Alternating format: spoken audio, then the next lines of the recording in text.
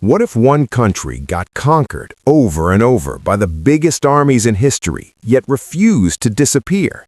It rose from the ashes every single time, stronger, fiercer, more mysterious. That country is Iran. In the next 15 minutes, we're not rushing. We're diving deep into the wildest survival story ever told, from mighty kings who ruled half the known world to bloody revolutions and today's defiant stand. Don't blink or you'll miss the next heart-pounding twist. If that shocks you already, smash the like button now and let's jump straight into this epic journey. Let's go all the way back to around 550 BC. A man named Cyrus the Great starts it all. He was born into the Persian tribes in what is now southern Iran. At first, the Persians were under the rule of the powerful Median Empire. But Cyrus was smart and bold. He united the Persian tribes, then overthrew the Median king Astyages, his own grandfather according to some stories. With that victory, he founded the Achaemenid Empire. This wasn't just another kingdom. It quickly became the largest empire the world had ever seen. Cyrus didn't stop there. He marched west and conquered the rich kingdom of Lydia in what is now Turkey. Their king, Croesus, was famous for his gold, but Cyrus defeated him. Then he turned to the mighty Neo-Babylonian Empire. In 539 BC, his army took Babylon without a long, bloody fight. The people inside the city welcomed him because their own king had been harsh. Cyrus entered the city peacefully. He freed the Jewish people who had been held captive there for decades, an act that earned him the title Messiah in the Bible. He let them return to Jerusalem and rebuild their temple. Cyrus respected local customs and religions everywhere he went. He didn't force Persian ways on conquered people. This made his empire stable and huge, stretching from India in the east to Egypt and the Mediterranean in the west. Cyrus died in battle in 530 BC, fighting nomadic tribes in Central Asia, but he left behind a tolerant, well-organized empire. His son Cambyses continued the conquests, taking Egypt in 525 BC. Then came Darius the Great, who took the throne in 522 BC after some chaos. Darius was a brilliant organizer. He divided the huge empire into 20 satrapies, provinces each ruled by a governor called a satrap. He built an incredible network of roads, including the famous Royal Road that stretched over 1,500 miles from Susa to Sardis. Messengers on horses could travel it in just a week using relay stations, a super-fast postal system. He introduced a standard currency with gold darics and silver sigloi coins. Trade boomed.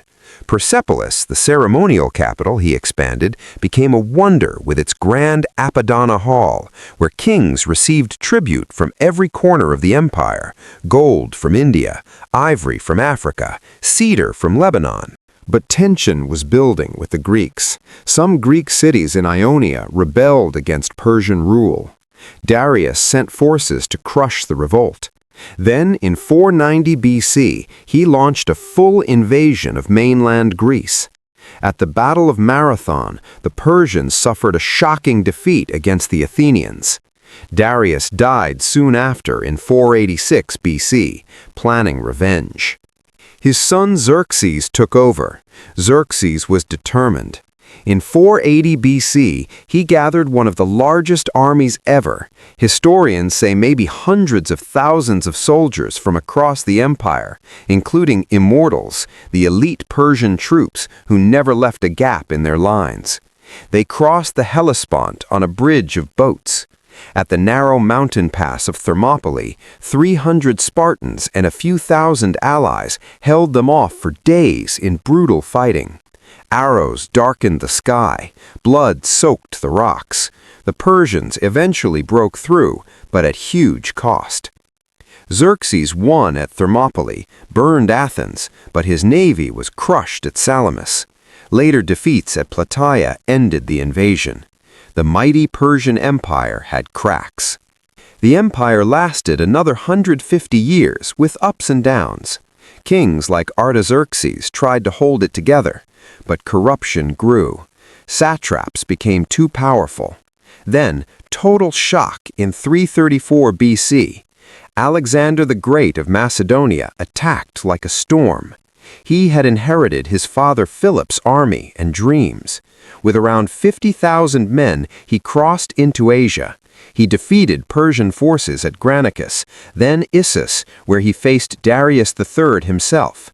At Gaugamela in 331 BC, Alexander's clever tactics, using cavalry to outflank, shattered the Persian army, despite being outnumbered. Darius fled.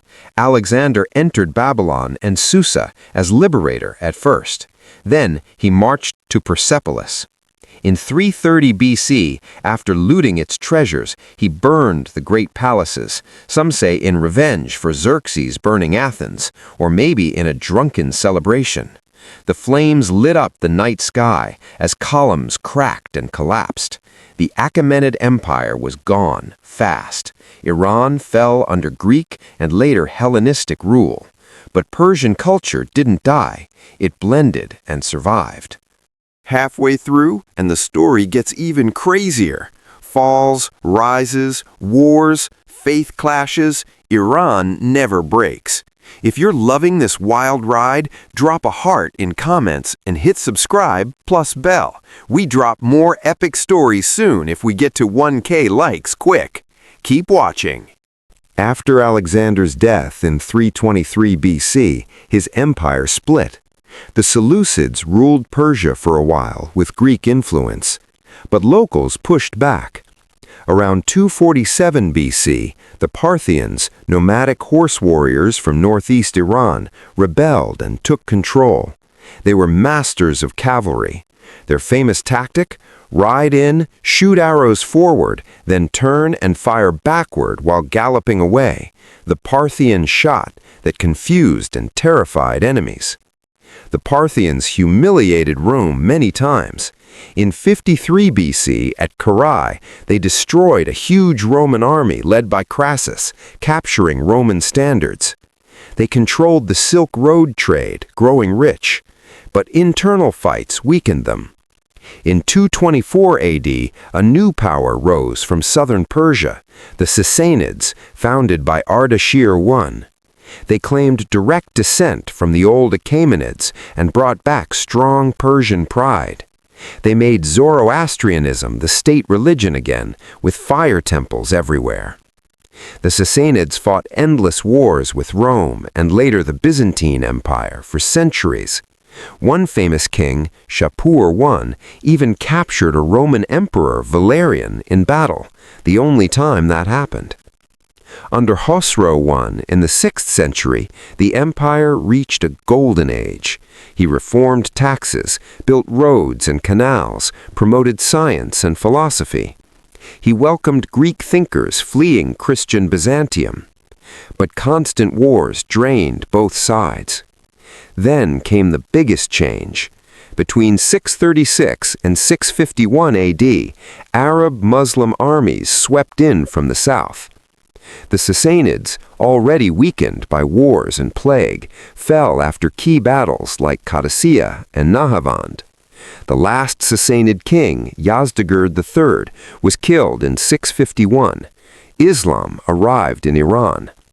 Many Persians slowly converted, but they didn't lose their identity.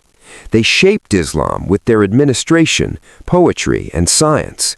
By the 9th century, the modern Persian language emerged, written in Arabic script, but with Persian words and grammar. Great thinkers like Avicenna and poets like Ferdowsi kept Persian culture alive in the Islamic Golden Age. The 1200s brought horror. In 1219 to 1221, Genghis Khan's Mongol hordes invaded. They destroyed cities like Nishapur and Merv, millions killed, libraries burned, irrigation systems ruined. Iran became part of the Mongol Ilkhanate. It was devastating. But over time, Persians influenced the Mongols with culture, converting some to Islam. The Ilkhans rebuilt and even promoted arts. Later, in the 1300s, another Turkic Mongol conqueror, Timur, Tamerlane, brought more terror. He invaded in 1381, massacring populations and building towers of skulls. Yet Persian culture persisted. Then a huge turning point in 1501, a young leader named Shah Ismail I, from a Sufi order with Turkic roots, founded the Safavid dynasty. He conquered Tabriz and declared Twelver Shia Islam as the official state religion. This was massive. It distinguished Iran from the Sunni Ottoman Empire next door and shaped Iran's religious identity to this day. Ismail forced conversions, sometimes brutally, creating a unified Shia Iran.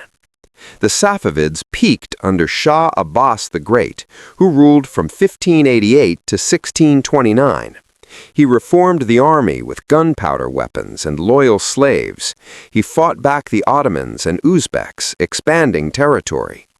Abbas moved the capital to Isfahan and turned it into a masterpiece, half the world. He built the massive Nakhche-Jahan Square, the stunning Sheikh Lutfollah Mosque with its perfect dome, the Shah Mosque with blue tiles glowing like jewels, palaces like Ali Kapu and Chehel Sotun with mirror halls and frescoes. Trade boomed along the Silk Road. He welcomed European traders and even Christian missionaries while keeping Shia strong. Arts, carpets, miniatures, and poetry flourished. Persia was once again a great power. After the Safavids weakened in the 1700s, the Qajar dynasty took over in the late 1700s. They struggled. Russia and Britain competed for influence, the great game. Iran lost territories in wars. Then, in 1908, oil was discovered in Masjed Soleiman. Suddenly, foreign powers wanted more control. Britain formed the Anglo-Persian Oil Company. In 1921, a strong army officer named Reza Khan seized power in a coup. By 1925, he crowned himself Reza Shah and founded the Pahlavi dynasty, ending the Qajars. He modernized aggressively, built railways, roads, factories, a modern army. He banned the veil for women, promoted Western education, changed the country's name from Persia to Iran in 1935. But his rule was authoritarian. Many felt it was too fast and forced. During World War II in 1941, Britain and the Soviet Union invaded Iran to secure oil and supply routes. They forced Reza Shah to abdicate. His son, Mohammad Reza Pahlavi, became Shah. In 1953, with CIA and British help, a coup removed popular Prime Minister Mohammad Mossadegh, who had nationalized oil.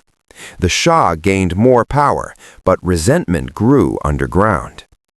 The 1970s saw oil boom wealth, but also huge inequality. The Shah's White Revolution brought land reform and women's rights, but it upset traditional clerics and the poor. Protests exploded. In 1979, the Islamic Revolution swept the country. The Shah fled on January 16th. Ayatollah Ruhollah Khomeini returned triumphantly on February 1st. By April, Iran became an Islamic republic. In November, students seized the U.S. Embassy, holding hostages for 444 days. The revolution changed everything. The new republic faced immediate crisis. From 1980 to 1988, Saddam Hussein's Iraq attacked, starting one of the longest conventional wars of the 20th century. Iran suffered chemical attacks, human wave assaults, millions dead or wounded. But Iran fought back fiercely and survived. Khomeini died in 1989. Ali Khamenei became supreme leader. Sanctions from the West hit hard over the nuclear program. The 2015 nuclear deal brought temporary relief, but it was abandoned in 2018. Tensions with the U.S. and Israel remain high.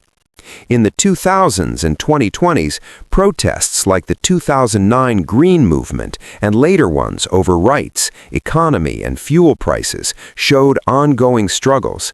Yet Iran has built advanced drones, missiles, and maintains strong regional influence. Today, Iran mixes deep ancient pride with modern challenges. It has survived Alexander, Mongols, Timur, revolutions, and wars.